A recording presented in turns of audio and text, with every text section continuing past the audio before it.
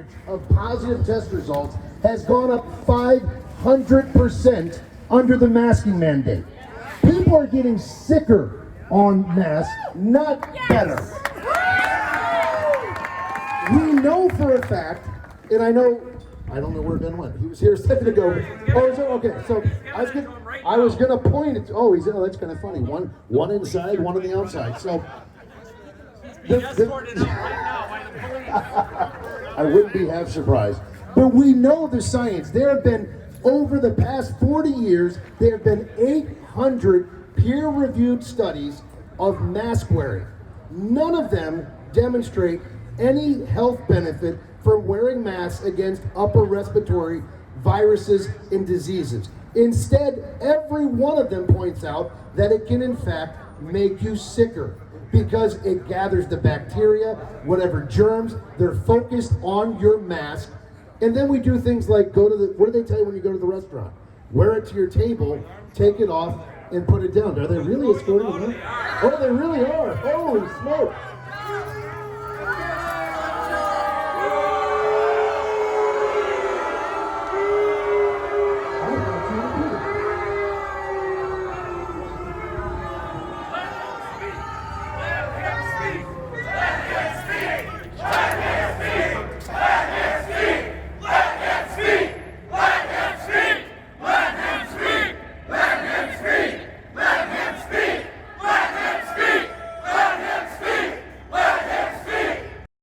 As I was saying, so when I left, I asked my wife if I should stay because of my son's condition, and she said no, because she wanted me to share the story.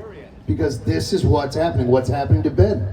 You know, the fact is, as I said, my kids go to a private school, so we actually have a contract. We give them money, and they educate my children. And the terms never included masking, or you have to stay home, or any of this other nonsense. Now, I will tell you what I'm doing. I spoke to the lawyer on the way up here. They miscalculated two very important things. One, I have a radio show that's heard over 2/3 of the state. So tomorrow, they're gonna be famous. And that's the first part of it. And they're gonna be famous every day until they come to their senses. Because that's what it takes, what Ben did in there. And this is the thing, they expect Americans, particularly conservatives, because by and large, we're busy working, raising our families, doing the things that keep the country running. So they expect we'll just not pay attention. that we're not going to pay attention. We're going to be busy. And so that they can get away with it. That's why what Meg has done with creating the organization that she has, Get Involved Wisconsin, is so key. I started a group called Close to Home in 2010 that was similar in scope, influencing things at the most local level. Because the people that are in there today are going to run for state senate and state assembly, and they're going to run for governor, or God help us, they might run for Congress or the U.S. Senate or governor. And we have to know who they are today so that we can make sure we vote them out tomorrow and in 2 years from now and in 2 years after that. Because we can't accept this kind of behavior from our elected officials. Why? Because they work for us. We are a republic. We are the sovereigns of this nation and of this state. They work for us each and every time. Now, Friday, the governor said, just put on a freaking mask. I would love it if he wore that coffee filter that he had, if it only worked as a muzzle, because he keeps talking. I was kind of hoping it would just, take it up. But look, there's a clear message, and I think we should practice it tonight, which is, we don't need to call him Governor Evers. We should call him by one name only. One-term Tony. One-term Tony. One-term Tony. One-term Tony. One-term Tony. One-term Tony. One-term Tony. Let's hear it, ladies and gentlemen, by the way, for each of you for being in 100% non-compliance with this ridiculous masking mandate. Give yourselves a round of applause tonight for doing what's right.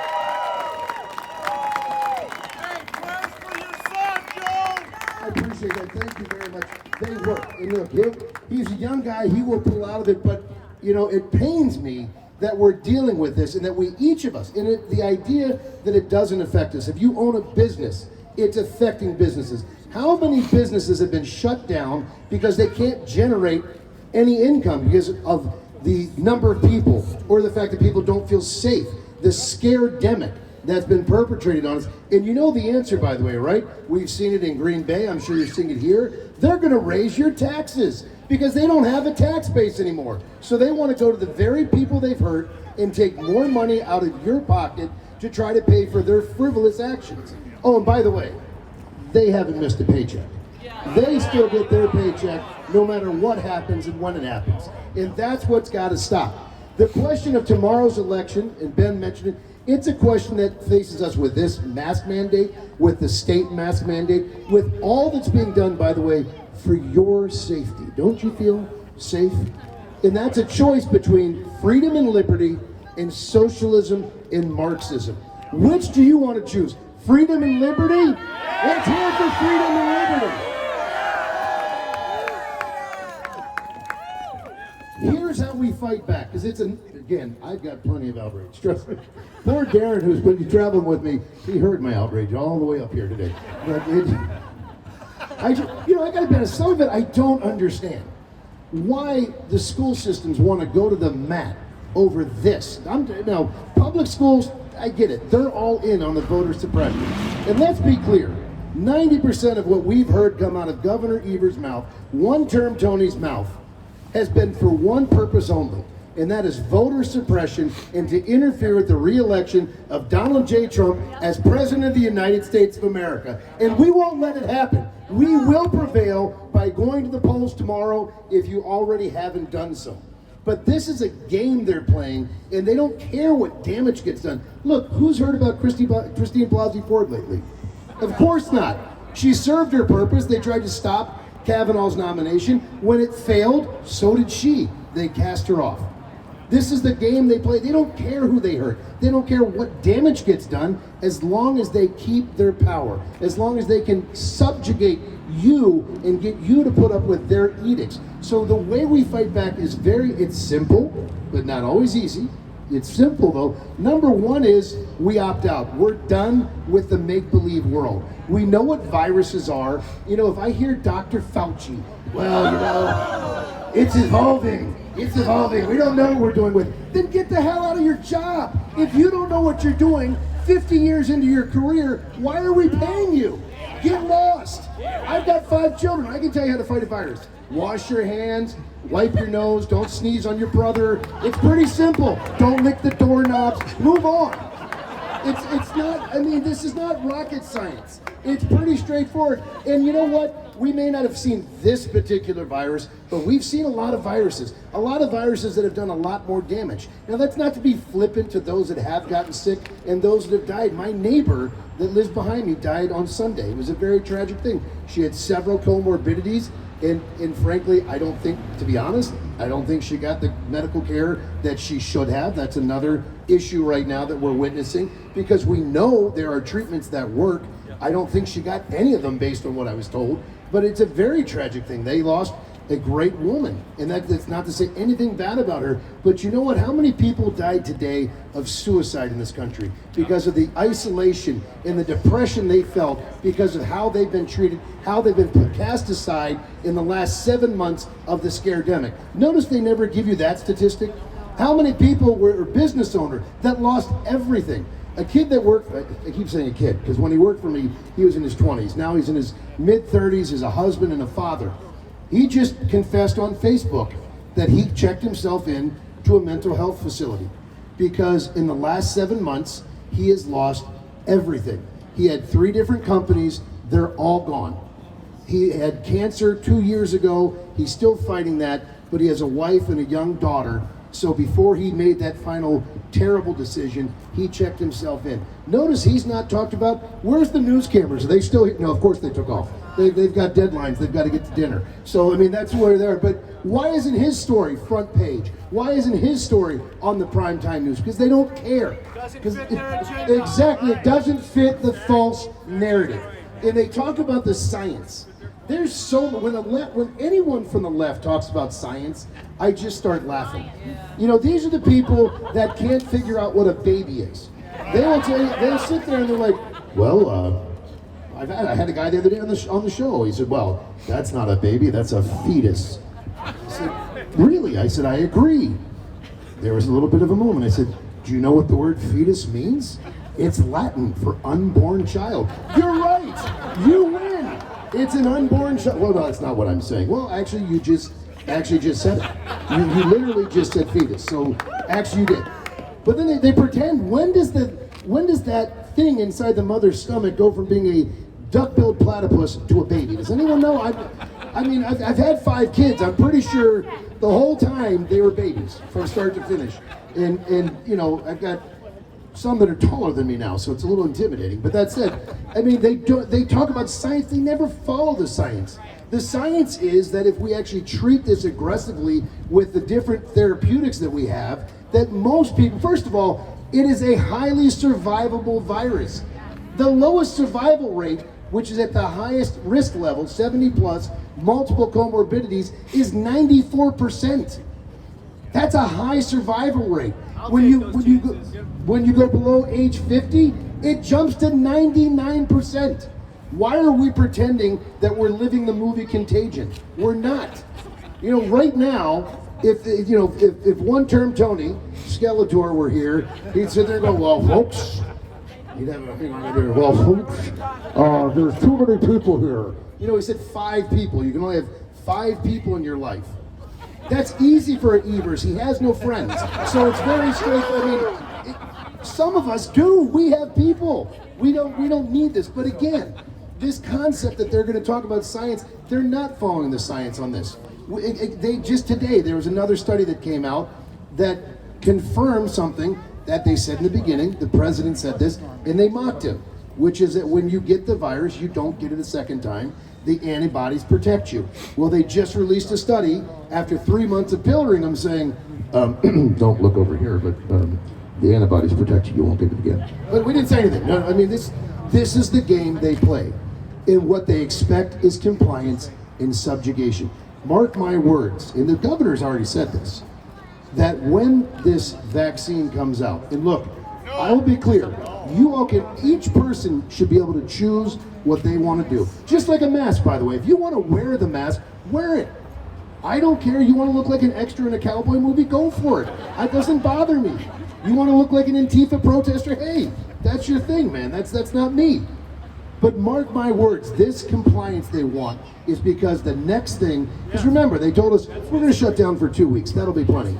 And then 4 months later, or 3 months later when we had it overturned, by the way, just a quick science note. In the summertime, we went 2 months with no shutdown, no masking, and no regulations. Do you realize that the numbers of positive test results, the number of hospitalizations, and the number of deaths steadily declined? They've only gone up after the masking mandate was put in place. So again, there's no one following the science. They argue it's because people aren't wearing the mask. I don't know about you, I was in Costco yesterday, and I was the only person in Costco without a mask on. I don't wear a mask anywhere, and I don't care what people think because I'm doing me, they can do them.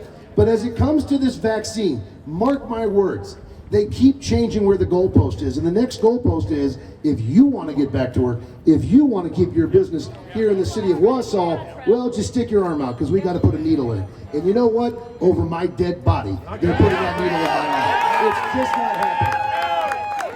So we have to opt out. We have to tell everybody, whether, and look, we have great law enforcement people that are getting stuck in the middle of this, so they're not the enemy in this. But look, we're opting out. I'm not going to wear the mask. I'm not going to do these things. I will not comply. And if you don't want my business, I'll find someone that does. And then those businesses that want to do things in a freedom, in a libertarian way, those are the ones that we can patronize. Those are the ones that we go to, and we support each other. The next step after tomorrow, because we got to get through the big election tomorrow, and make sure if you haven't vote. And just for the record. Just once. Well, yeah, well, we're not Chicago, true, yeah. Well, as in get out and vote. Bring someone with you that can legally vote, that didn't the last time, and vote for Trump. So we can do this. You know, one side effect of this whole scaredemic, I do have to say, that's worked out for one politician in particular, is Joe Biden. Because, well, Amy Klobuchar, Joe Biden. Amy Klobuchar was in Green Bay yesterday to stump for Joe Biden. The newspaper article said around a dozen people showed up to see her.